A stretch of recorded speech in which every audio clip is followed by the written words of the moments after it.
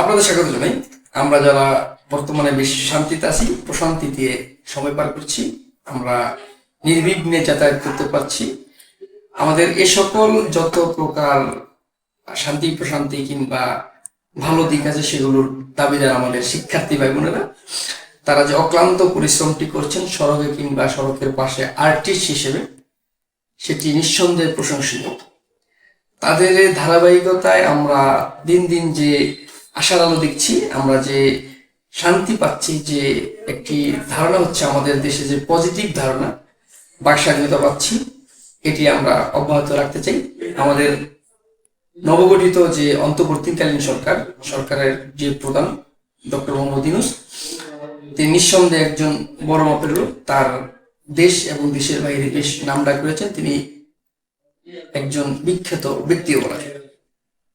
তার দ্বারা দেশ সামনের দিকে এগোবে এবং আমাদের যে শিক্ষার্থী ভাই বোনেরা যে ভূমিকা রাখছেন, তার অংশীদার হিসেবে এই শিক্ষার্থী ভাই বোনদের অবদান অতুলনীয়।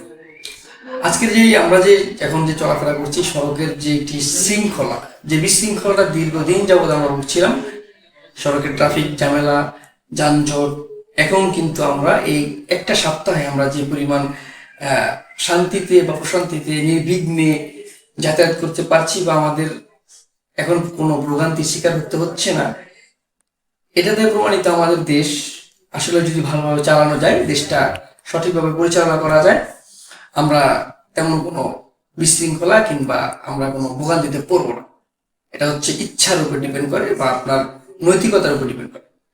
এখন যে আমাদের দেশের শৃঙ্খলাতে আমরা যাতায়াত করতে পারছি, আমাদের দেশের আর্টিস্ট হিসেবে, আমাদের দেশের শিক্ষার্থীরা যে আর্টিস্ট হিসেবে কাজ করছেন, বিভিন্ন স্থানে বিভিন্ন দেয়ালে তারা যে আঁকাকি করছেন বা তারা যে নিজেদের অনুভূতি তুলে ধরছেন, ইভেন আমাদের যে শহীদ ভাইয়েরা তাদের যে অনুভূতি তুলে ধরছেন, তাদের স্মৃতিচারণ করছেন, এটি বেশ প্রশংসনীয়।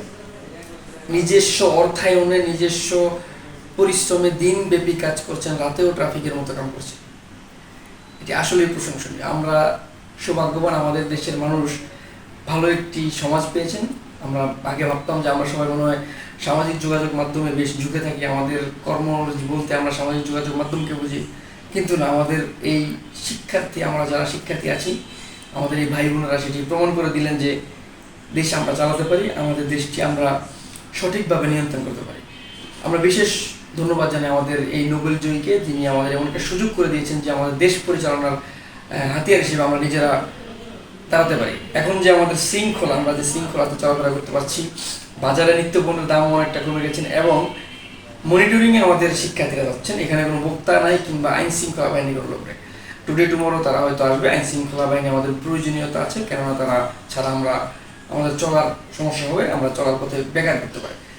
আমরা আজ অনেক হ্যাপি। কেন হ্যাপি আমরা? যে আমাদের সমাজটা শিক্ষার্থীরা গুছিয়ে রাখছেন এবং শিক্ষার্থীরা যে পরিশ্রমটা করছেন। যদি এখন বাংলাদেশের কখনো আগের যে সরকার ছিল বা এর আগে সরকার ছিল, এরা যদি এমন দেয়ালিকে আঁকাকির একটি টেন্ডার নিতেন, কয়েকশো কোটি টাকা হয়তো এই টেন্ডারটা হইতে পারতো। কিন্তু আমাদের দেশের শিক্ষার্থীরা নিজস্ব অর্থায়নে দেশটা যে পরিমাণ সুন্দর করছেন, আঁকাকি করছেন, তাদের এই পারিশ্রমিক হিসেবে যদি আমরা ধরি, টাকার কাছে আমরা বিক্রি হতে পারবো। আমাদের পারিশ্রমিকটা যদি আমরা ধরতাম, কয়েকশো কোটি টাকা হতে পারতো।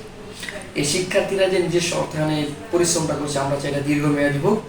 আমাদের সরকারের কাছে আমাদের একটা দাবি, যারা এই কার্যক্রমে দীর্ঘদিন এই কদিন যাবৎ করতেছে, এটিতে তাদের অব্যাহত রাখা হোক এবং তাদের একটি নিয়মে রাখা হোক যে আইন শৃঙ্খলা বাহিনীর পাশাপাশি শিক্ষার্থীদের একটি সহযোগিতা করার জন্য একটি সাইডে রাখা হোক এবং তাদের আমরা যে অনুভূতিটা দেখতে পাচ্ছি যে তারা যে পরিশ্রমটা করছে, তাদের পরিশ্রমটা সফল, এতে আমাদের দেশের ভালো, আমরা আরো আশাবাদী হবো। কেননা এদের দ্বারা আমরা দেশটা আগানোর একটি স্বপ্ন দেখছি। এরা আমাদের দেশকে বেশ সামনে দিকে এগিয়ে নেবে।